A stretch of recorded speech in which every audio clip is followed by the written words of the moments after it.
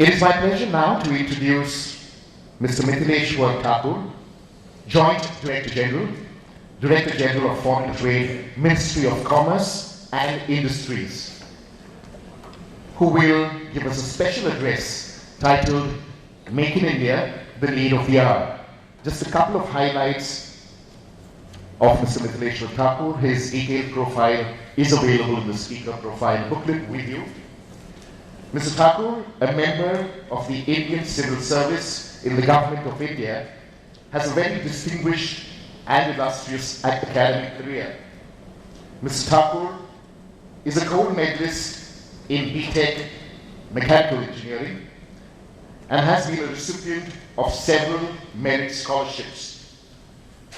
He was associated earlier with the Indian Railways as member of IRS and has been an engineer with reputed companies like the NTPC, Tata Motors and Tata Steel.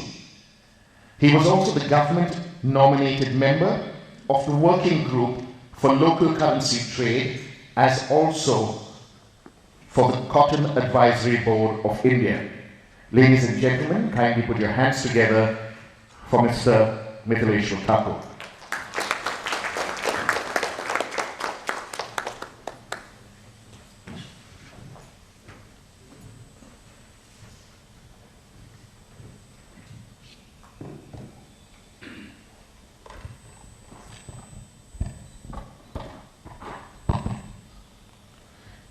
Dignitaries, distinguished guests, friends, ladies and gentlemen. Mr. Mishra is a very tough act to follow.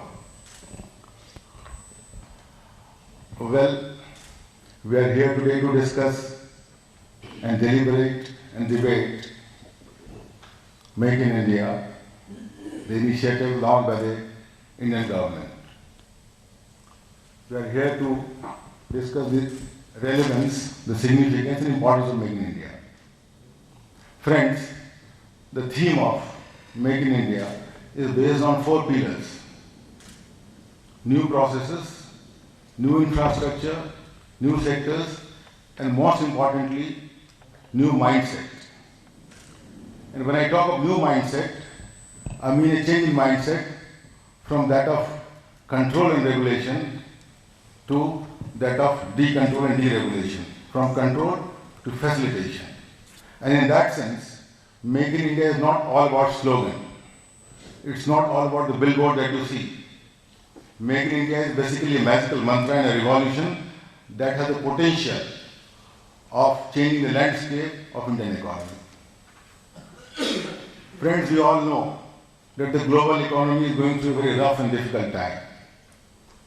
And all economies are in trouble, one trouble or the other. But if there is one thing that has the potential to reactivate, revive, regenerate, recharge, and probably redeem Indian economy, that is Make in India and Make in India only. I would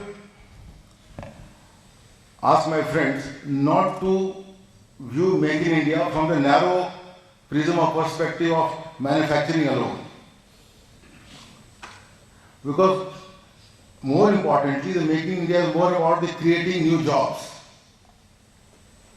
I would give you an interesting piece of data that service sector in India contributes around 58% of Indian GDP, but its share in employment is only 28%. On the contrary, the share of manufacturing sector in the GDP is around 15 to 16%, and it has almost the same share in employment generation. So manufacturing sector has a huge, much larger potential of creating jobs. And therefore this is the sector that has the potential of turning so-called demographic advantage that we have into a profitable proposition. And if we fail to push this Make in India initiative hard, the so-called demographic dividend that we have may turn into demographic disaster. Make in India is also about self-reliance. Now some of you may find it very absurd to talk of self-reliance in a globalized economy. Talking of self-reliance and import substitution may look some kind of an anachronism. But no, when we are talking of self-reliance, from Make in India point of view, we are not talking about creative tariff barriers or non-tariff barriers on import. We are not talking about restriction on the unhindered flow of goods and services across the borders. We are only trying to reduce the unnecessary dependence on outsiders for our critical inputs. Friends, India indulges in a lot of unproductive import, whether it is yellow metal or hydrocarbon requirement. Almost 93% of hydrocarbon requirements are made through import. And we are the largest importer of arms and ammunition. China was the second largest importer, but Chinese have their own knack of bouncing back, and within no time, they emerge as the seventh largest exporter of arms and ammunition. But we continue to languish very well. And so you would find that indigenization of defense production is one of the priority areas in the Make of India initiative. Because in spite of having plethora of ordnance factories, we have not been able to really produce class arms and ammunition. And recently, for that reason alone, our defense minister had pulled up all the mandarins in the defense ministry. So friends, we can, by Make in India, not only improve the current account deficit situation, we can also see, like with China, we run a very huge trade deficit of around $40 billion US. Now Chinese products of late are not very welcome in Western world, and they are going for moving out strategy. They are trying to relocate. They are trying to relocate many of their labor-intensive industries. And that is one opportunity I think we must not lose, and we try to grab with both hands. What happened? When wages increased in Japan, the momentum shifted to Asian tigers. When wages did rise in Korea, the momentum moved to China. And now that the wages are rising in China, I believe it is a time for India to take that advantage. And if we are able to make China invest in India by creating conducive ecosystem, then we will not only hit one bird or two birds, we will be able to hit 3 birds with the same stone. We will be able to reduce our trade deficit vis-a-vis China. We will be able to generate employment for our people, and probably on a quid pro quo basis, we may find a better access of our pharma products and IT-enabled services in China. Because you know that our export of pharma products are facing a lot of non-tariff barriers in China. The registrations of Indian drugs are purposely being delayed. So that could be a talking point with China. If we make them invest in India, probably we could also look for similar market access. So we have the blueprint, we have the plan, we have the vision for making India. Everything is in place. But how do we make our goods world class? We have to make our products meet the standards that are set out, not only from within, but from without.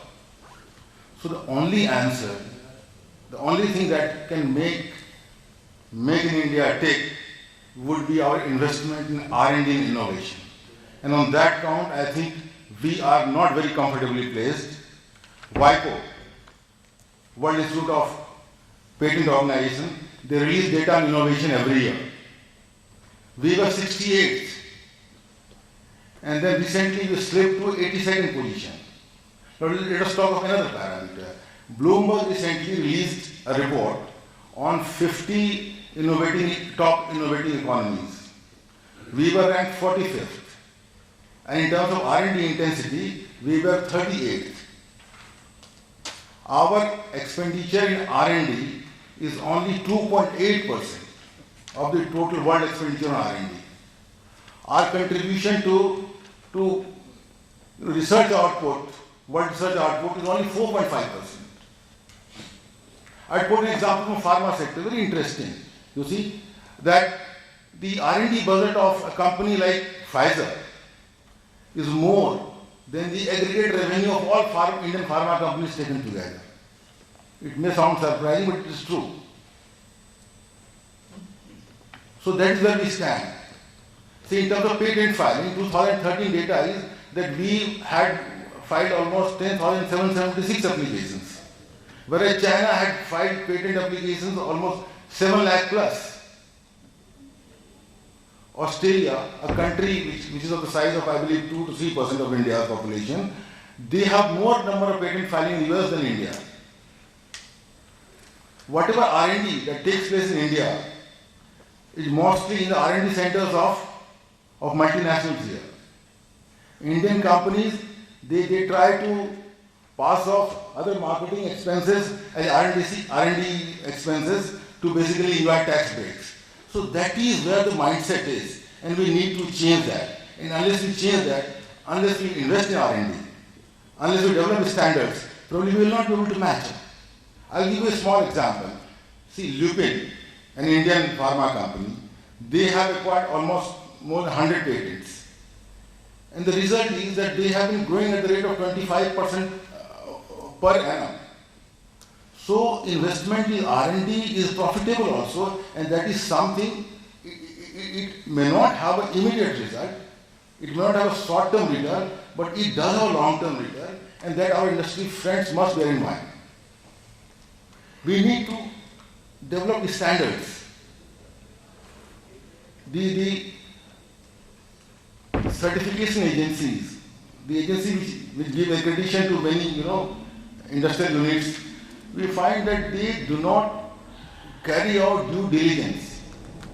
You and I know that there are many ISO certified companies which do not meet the basic quality requirements. The certification agencies have been very casual and even careless. So, and see, there are challenges from without. Very recently, see, there are 3 mega agreements which are going to take place. Trans-Pacific Partnership, RCEP and TTIP. And the paradigm, the whole architecture of trade has changed. With these agreements taking place, the conventional advantage that Indian product did enjoy vis-a-vis those nations are going to be slowly eroded. And there will be a high burden of compliance of the standards. So that is where we need to match up. And there is no shortcut. From every sector, I would like to quote an example. The export of Indian grapes, they are being questioned by Westerners because the pesticides residue level was found to be very high in Indian grapes. So EPIDA, the apex body of agricultural exports, in coordination with the Department of Commerce, they came out with a tracking and tracing mechanism through grape net. Now the buyer of Indian grapes, they are able to trace and track from which orchard this grape has come, what is the pesticide residue level, which are the labs which have got it certified. So there is a system. Similar kind of mechanism we have been trying to place in pharma sector for last 3-4 years. But the industry has been trying to, they have been pleading with one reason or the other to get it delayed. Because ultimately the Western world would not accept your low quality product. And even if there are stray cases, like we have in the case of Ren vaccine. See, India, everyone knows, has the highest number of US FDA labs. But in spite of that, even if you have stray cases of not meeting those standards, it is not only that company that suffers, the whole image of the country suffers. So we need to be very careful about that. Now, coming to Make in India initiative will be the game changer. It is a game changer, but it will be a game changer only if other initiatives of the government are also, implemented with the same vigor and vitality. And there what is important is ease of doing business. So when we are talking of new processes in Make in India, we are talking about ease of doing business. And the government of the day has done everything and is keen on doing. Our Prime Minister is on record having said that he wants to change the ABCD culture, avoid, bypass, confuse and delay. He is on record having said that if he wants to change, if he needs to change law, he will change. If he needs to change rules, he will change. If he needs to change anything else, he will change. So there is complete clarity in vision. And you would have seen that a lot of, there is a consistent and constant progress towards digitization. We are moving towards paperless transaction. A lot of forms are being simplified. Incorporation of registration of companies with Ministry of Corporate Affairs, or whether it could be importer-exporter code, or whether it could be PAN and TAN, everything is trying to be digitized. The DIPP website, eBiz, integrates many services. Similarly, on import-export, now the national single window is about to roll out. So the government is very keen on creating a conducive business environment, an ecosystem where there could be transparency, where there could be predictability, where there could be room for increasing competitiveness. Now, there are skeptics, there are people with a lot of pessimism. They would say that the Make in India may lose its value once automation starts taking place, once the robotics, there is a rise and growth in robotics. Friends, you cannot prevent flow of technology just for the sake of retaining jobs. You cannot. There is a need of the hour.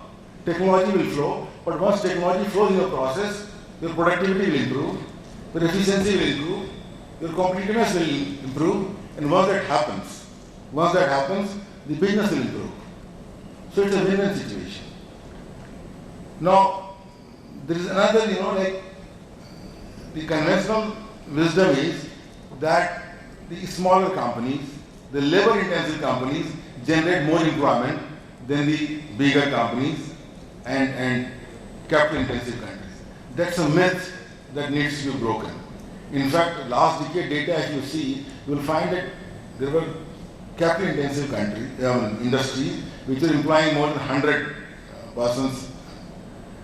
They have given higher rate of employment than probably the smaller ones, labor-intensive industries.